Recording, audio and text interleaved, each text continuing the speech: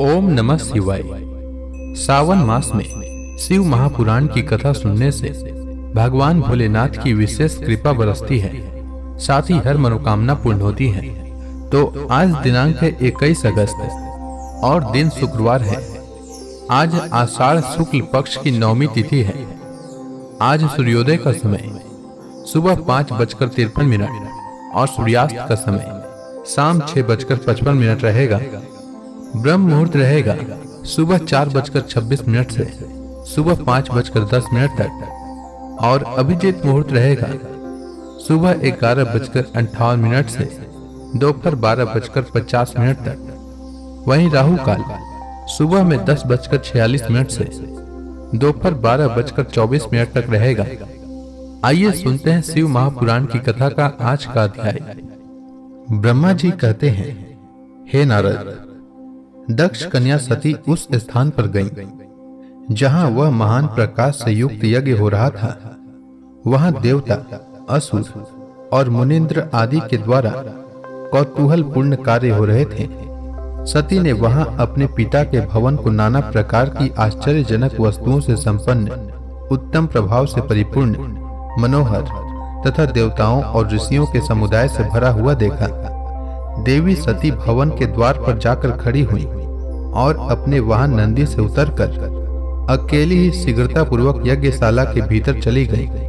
सती को आई देख उनकी यशस्विनी माता अस्तिकनी ने और बहनों ने उनका यथोचित आदर सत्कार किया, परंतु दक्ष ने उन्हें देखकर भी कुछ आदर नहीं किया तथा उन्हीं के भय से शिव की माया से मोहित हुए दूसरे लोग भी उनके प्रति आदर का भाव प्रकट नहीं किए।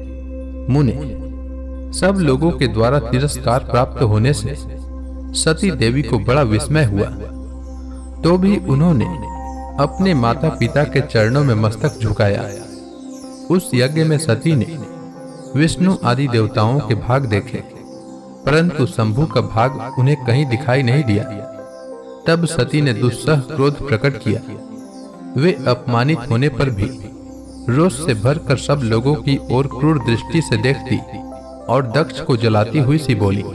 सती ने कहा, प्रजापति, आपने परम मंगलकारी भगवान शिव को इस यज्ञ में क्यों नहीं बुलाया, जिनके द्वारा यह संपूर्ण चराचर जगत पवित्र होता है, जो स्वयं ही यज्ञ वेताओं में श्रेष्ठ, यज्ञ के अंग, यज्ञ की दक्षिणा और यज्ञ कर्ता यजमान हैं। उन भगवान शिव के बिना यज्ञ की सिद्धि कैसे हो सकती है? अहो, जिनके स्मरण करने मात्र से सब कुछ पवित्र हो जाता है, उन्हीं के बिना किया हुआ यह सारा यज्ञ अपवित्र हो जाएगा। द्रव्य, मंत्र आदि, हव्य और कव्य, ये सब जिनके स्वरूप हैं, उन्हीं भगवान शिव के बिना इस यज्ञ का आरंभ कैसे किया गया? क्या आपने भगवान शिव को सामान्य देवता समझकर उनका अनादर किया है? आज आपकी बुद्धि भ्रष्ट हो गई है, इसलिए आप पिता होकर भी मुझे अधम जच रहे हैं। अरे, ए विष्णु और ब्रह्मा आदि देवता तथा मुनि अपने प्रभु भगवान शिव के आए बिना इस यज्ञ में कैसे चले आए? ऐसा कहने के बाद शिव स्वरूपा परमेश्वरी सती ने भगवान विष्णु, ब्रह्मा, इंद्र आदि सब देवताओं को तथा समस्त ऋषियों को बड़े कड़े शब्दों में फटकारा। ब्रह्मा जी कहते हैं, हे नारद, इस प्रकार क्रोध से भरी हुई जगदम्बा सती ने वहां व्यथित हृदय से अनेक प्रकार की बातें कही। श्री विष्णु आदि समस्त देवता और मुनि जो वहां उपस्थित थे, सती की बात सुनकर चुप रह गए। अपनी पुत्री के वैसे वचन सुनकर कुपित हुए दक्ष ने सती की ओर क्रूर दृष्टि से देखा और इस प्रकार कहा। दक्ष बोले, भद्रे, तुम्हारे बहुत कहने से क्या लाभ? इस समय यहाँ तुम्हारा कोई काम नहीं है। तुम जाओ या ठहरो, यह तुम्हारी इच्छा पर निर्भर है। तुम यहाँ आई ही क्यों? समस्त विद्वान जानते हैं कि तुम्हारे पति शिव अमंगल रूप हैं। वे कुलीन भी नहीं हैं, वेद से बहिष्कृत हैं और भूतों, प्रेतों तथा पिशाचों के स्वामी हैं। वे बहुत ही कुवेश धारण किए रहते हैं, इसलिए रुद्र को इस यज्ञ के लिए नहीं बुलाया गया है। बेटी, मैं रुद्र को अच्छी तरह जानता हूँ। अतः जानबूझकर ही मैंने देवर्षियों की सभा में उनको आमंत्रित नहीं किया है। रुद्र को शास्त्र के अर्थ का ज्ञान नहीं है, वे उद्दंड और दुरात्मा हैं। मुझ मूढ़ पापी ने ब्रह्मा जी के कहने से उनसे तुम्हारा विवाह कर दिया था। अतः सुचिस्मते, तुम क्रोध छोड़कर शांत हो जाओ। इस यज्ञ में तुम आ ही गई हो तो स्वयं अपना भाग ग्रहण करो। दक्ष के ऐसा कहने पर उनकी त्रिभुवन पूजिता पुत्री सती ने शिव की निंदा करने वाले अपने पिता की ओर जब दृष्टिपात किया तब उनका रोष और भी बढ़ गया। वे मन ही मन सोचने लगी कि अब मैं शंकर जी के पास कैसे जाऊंगी। यदि शंकर जी के दर्शन की इच्छा से वहां गई और उन्होंने यहाँ का समाचार पूछा तो मैं उन्हें क्या उत्तर दूंगी। तदनंतर तीनों लोकों की जननी सती रोषा वेश से युक्त हो लंबी सांस खींचती हुई अपने दृष्टि हृदय पिता दक्ष से बोली।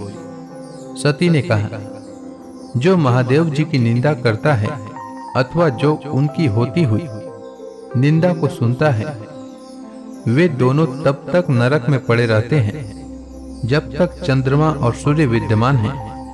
अतः तात, मैं अपने इस शरीर को त्याग दूंगी, जलती आग में प्रवेश कर जाऊंगी। अपने स्वामी का अनादर सुनकर अब मुझे अपने इस जीवन की रक्षा से क्या प्रयोजन। यदि कोई समर्थ हो तो वह स्वयं विशेष प्रयत्न करके शंभु की निंदा करने वाले पुरुष की जीभ को बलपूर्वक काट डाले, तभी वह शिव निंदा श्रवण के पाप से शुद्ध हो सकता है, इसमें संशय नहीं है। यदि कुछ कर सकने में असमर्थ हो तो बुद्धिमान पुरुष को चाहिए कि वह दोनों कान बंद करके वहां से निकल जाए। इससे वह शुद्ध रहता है, दोष का भागी नहीं होता, ऐसा श्रेष्ठ विद्वान कहते हैं। इस प्रकार धर्म नीति बताने पर सती को अपने आने के कारण बड़ा पश्चाताप हुआ। उन्होंने व्यथित चित्त से भगवान शंकर के वचन का स्मरण किया। फिर सती अत्यंत कुपित हो दक्ष से, उन विष्णु आदि समस्त देवताओं से तथा मुनियों से भी निडर होकर बोली। सती ने कहा, हे तात, तुम भगवान शंकर के निंदक हो, इसके लिए तुम्हें पश्चाताप होगा। यहाँ महान दुख भोग कर अंत में तुम्हें यातना भोगनी पड़ेगी। इस लोक में जिनके लिए न कोई प्रिय है न अप्रिय, उन निर्वैर परमात्मा शिव के प्रतिकूल तुम्हारे सिवा दूसरा कौन चल सकता है। जो दुष्ट लोग हैं वे सदा ईर्ष्या पूर्वक यदि महापुरुषों की निंदा करें तो उनके लिए यह कोई आश्चर्य की बात नहीं है, परंतु जो महात्माओं के चरणों की रज से अपने अज्ञानांधकार को दूर कर चुके हैं, उन्हें महापुरुषों की निंदा शोभा नहीं देती। जिनका शिव यह दो अक्षरों का नाम कभी बातचीत के प्रसंग से मनुष्यों की वाणी द्वारा एक बार भी उच्चारित हो जाए तो वह संपूर्ण पाप राशि को शीघ्र ही नष्ट कर देता है। उन्हीं पवित्र कीर्ति वाले निर्मल शिव से तुम द्वेष करते हो। आश्चर्य है, वास्तव में तुम अशिव रूप हो। महापुरुषों के मन रूपी मधुकर ब्रह्मानंदमय रस का पान करने की इच्छा से जिनके स्वार्थदायक चरण कमलों का निरंतर सेवन किया जाता है, उन्हीं से तुम मूर्खतावश द्रोह करते हो। जिन्हें तुम नाम से शिव और काम से अशिव बताते हो, उन्हें क्या तुम्हारे सिवा दूसरे विद्वान नहीं जानते। ब्रह्मा आदि देवता, सनक आदि मुनि तथा अन्य ज्ञानी क्या उनके स्वरूप को नहीं समझते। उदार बुद्धि भगवान शिव जटा फैलाए, कपाल धारण किए, शमशान में भूतों के साथ प्रसन्नता पूर्वक रहते तथा भस्म एवं नरमुंडों की माला धारण करते हैं। इस बात को जानकर भी जो मुनि और देवता उनके चरणों से गिरे हुए निर्माल्य को बड़े आदर के साथ अपने मस्तक पर चढ़ाते हैं, इसका क्या कारण है? यही कि वे भगवान शिव ही साक्षात परमेश्वर हैं। प्रकृति और निवृत्ति दो प्रकार के कर्म बताए गए हैं। मनीषी पुरुषों को उनका विचार करना चाहिए। वेद में विवेचन पूर्वक उनके रागी और विरागी दो प्रकार के अलग अलग अधिकारी बताए गए हैं। परस्पर विरोधी होने के कारण उक्त दोनों प्रकार के कर्मों का एक साथ एक ही कर्ता के द्वारा आचरण नहीं किया जा सकता। भगवान शंकर तो परब्रह्म परमात्मा है, उनमें इन दोनों ही प्रकार के कर्मों का प्रवेश नहीं है। उन्हें कोई कर्म प्राप्त नहीं होता, उन्हें किसी भी प्रकार के कर्म करने की आवश्यकता नहीं है। पिताजी, हमारा ऐश्वर्य अव्यक्त है, उसका कोई लक्षण व्यक्त नहीं है। सदा आत्मज्ञानी महापुरुष ही उसका सेवन करते हैं। तुम्हारे पास वह ऐश्वर्य नहीं है। यज्ञशालाओं में रहकर वहां के अन्न से तृप्त होने वाले कर्मठ लोगों को जो भोग प्राप्त होता है, उससे वह ऐश्वर्य बहुत दूर है। जो महापुरुषों की निंदा करने वाला और दुष्ट है, उसके जन्म को धिक्कार है। विद्वान पुरुष को चाहिए कि उसके संबंध को विशेष रूप से प्रयत्न करके त्याग दे। जिस समय भगवान शिव तुम्हारे साथ मेरा संबंध दिखलाते हुए मुझे दाक्षायणी कहकर पुकारेंगे, उस समय मेरा मन सहसा अत्यंत दुखी हो जाएगा।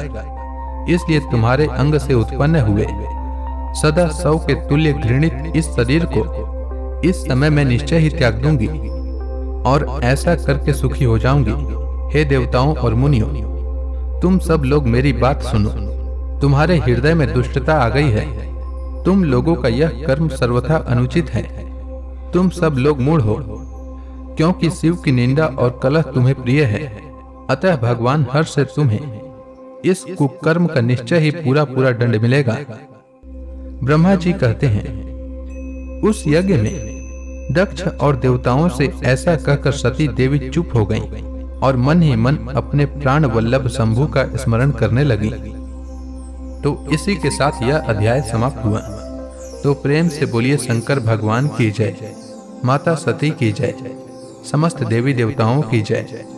इसके आगे की कथा मैं कल के अध्याय में सुनाऊंगा। कथा अच्छी लगी हो तो एक लाइक अवश्य करें। साथ ही कमेंट सेक्शन में ओम नमः शिवाय लिखना न भूलें।